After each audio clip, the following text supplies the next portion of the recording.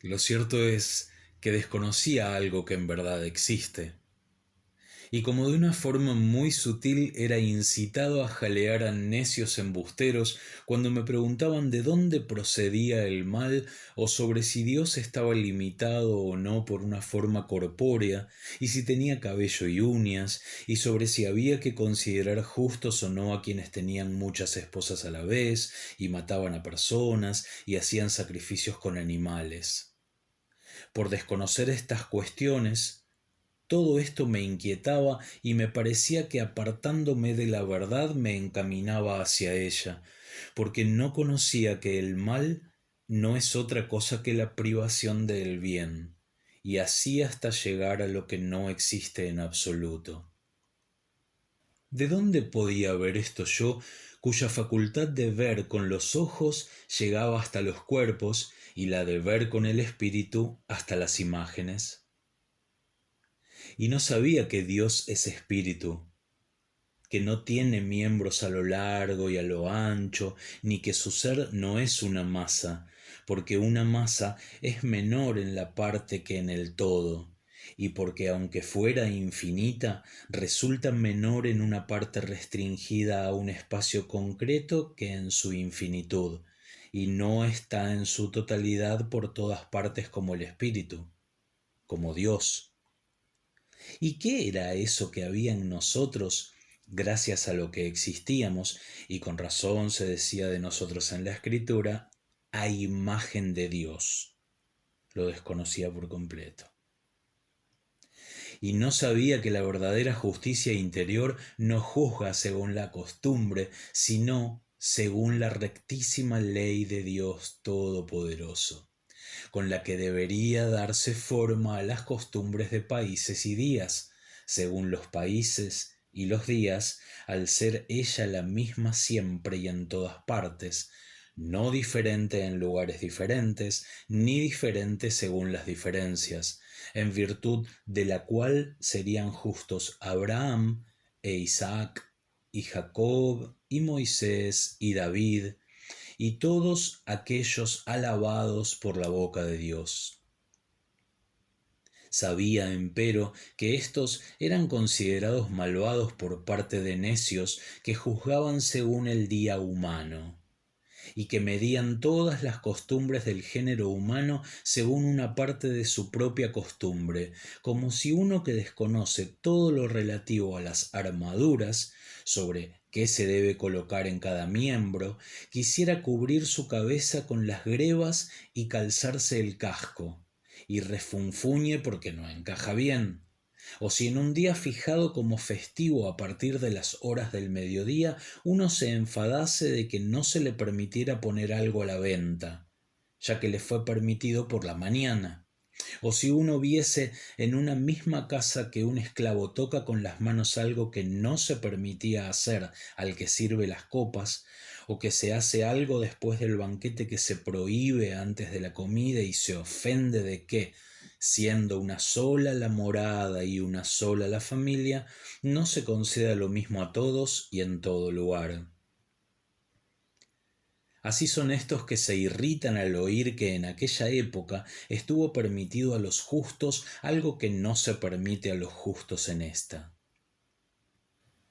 ¿Y por qué Dios ordenó a aquellos una cosa y a estos otra según las circunstancias de los tiempos, siendo que unos y otros han servido a la misma justicia al ver en una sola persona, en un solo día y en un solo domicilio, que a cada miembro le viene bien una cosa y que algo ha estado permitido hasta hace poco y que después de una hora no lo está,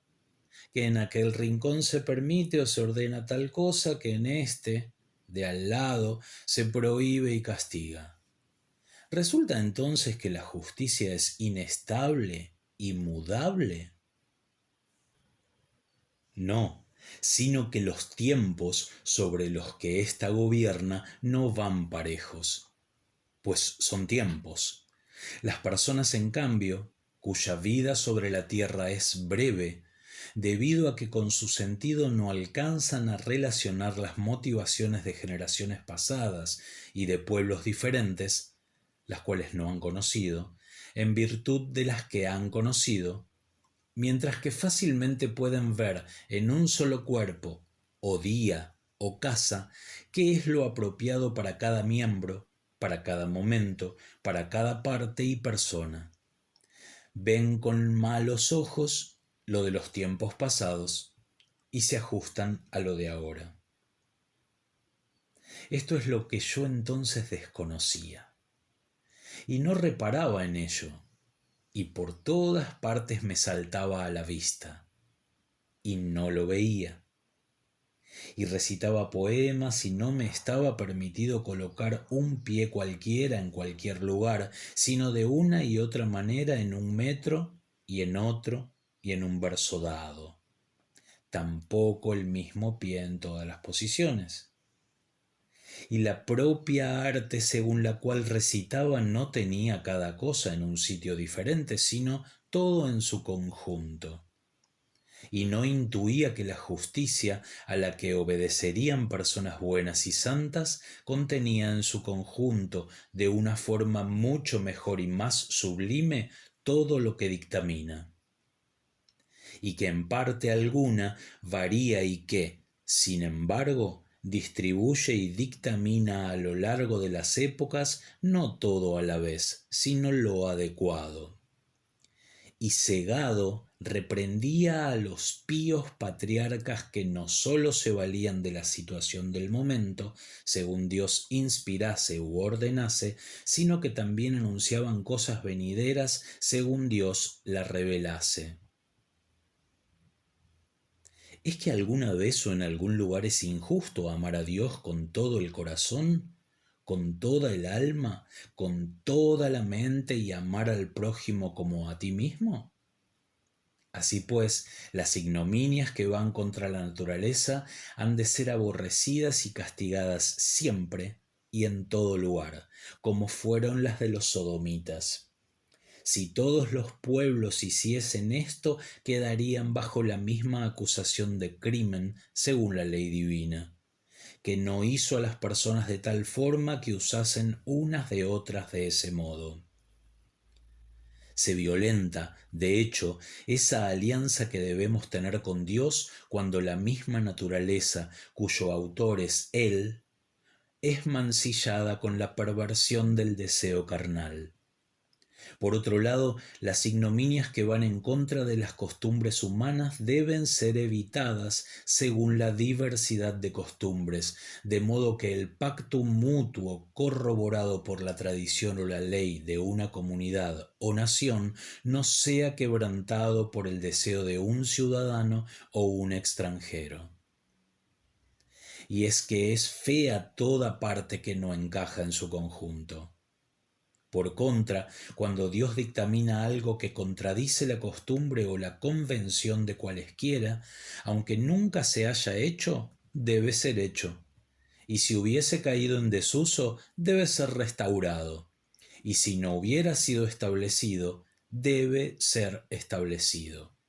Porque si al rey le está permitido en el estado que gobierna ordenar algo que antes que él ni él mismo había ordenado jamás, y se le acata sin atentar contra los vínculos de esa comunidad, cuánto más hay que someterse sin vacilación a Dios, rector de toda su creación en todo lo que ordene. Antes bien, es en contra de estos vínculos como no se le acata, en cuanto es convención común de la comunidad humana obedecer a sus reyes. Pues al igual que en la jerarquía de la sociedad humana prevalece el poder mayor sobre el menor en cuestión de obediencia, así también Dios sobre todos. Lo mismo sucede con las maldades en las que hay deseo de perjudicar, ya mediante un insulto, ya mediante una agresión o ambas cosas a la vez,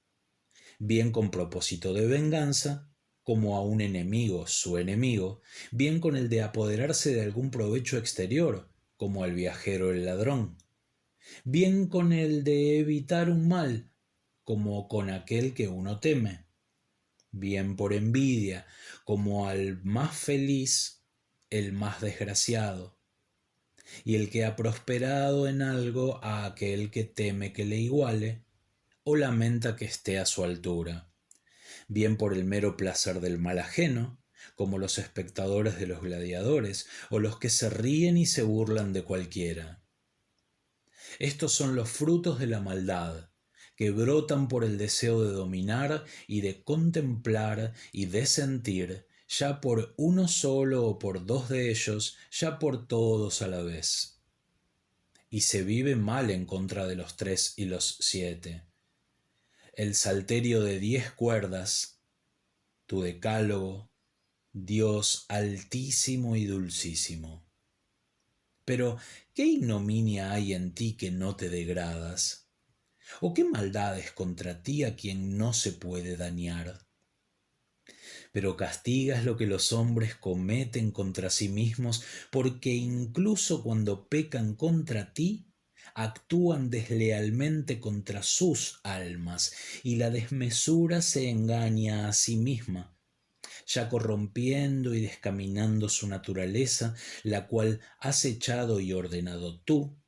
ya usando desmedidamente de las cosas concedidas o inflamándose por las no concedidas para un uso que va contra la naturaleza. Ya si son apresados como reos por encarnizarse en intención o palabra contra ti,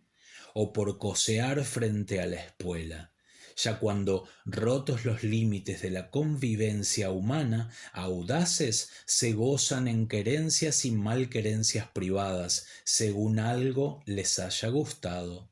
u ofendido. Y esto sucede cuando se te abandona a ti, fuente de vida, que eres único y verdadero creador y rector del universo, y se ama la soberbia egoísta en la parte, única falsedad. Así pues, es con humilde piedad como uno vuelve hacia ti, y nos purificas de una costumbre malvada, y eres propicio hacia los pecados de quienes confiesan, y atiendes los gemidos de los atados al cepo, y nos liberas de las cadenas que nosotros mismos nos hemos hecho, a condición de que no alcemos contra ti los cuernos de la falsa libertad, por avaricia de tener más y por miedo a perder todo, amando más lo nuestro propio que a ti, bien de todos. Pero entre las ignominias y las maldades y otras muchísimas desmesuras están los pecados de los que van a mejor, pecados que son criticados por los que juzgan bien mirando a la regla de la perfección y a la par son alabados por la esperanza de fruto, como brote de mies. Y hay algunos que son parecidos a la ignominia y a la maldad y no son pecados porque ni te ofenden a ti, Señor Dios nuestro, ni al contrato social, como cuando se hace acopio de algunos recursos vitales de acuerdo con la ocasión y no está claro si es por deseo de poseer o se castiga lo que ha ordenado uno de los poderes con afán de corregir y no está claro si es por deseo de hacer daño. En consecuencia, muchas acciones que a los seres humanos pudieran parecer reprobables han sido aprobadas por testimonio tuyo, y muchas acciones alabadas por los seres humanos son condenadas al testificar tú. Cuando se presenta a menudo el exterior de una acción, de un modo y de otro, el propósito del agente y la circunstancia del tiempo oculto. Por el contrario, cuando tú ordenas de repente algo inusitado e inesperado, aunque lo hayas prohibido alguna vez, por más que ocultes oportunamente la causa de tu mandato y sin que importe que sea contrario a la convención de la comunidad de algunas personas, ¿quién dudaría que debe ser hecho cuando únicamente es justa la comunidad de personas que te sirve a ti?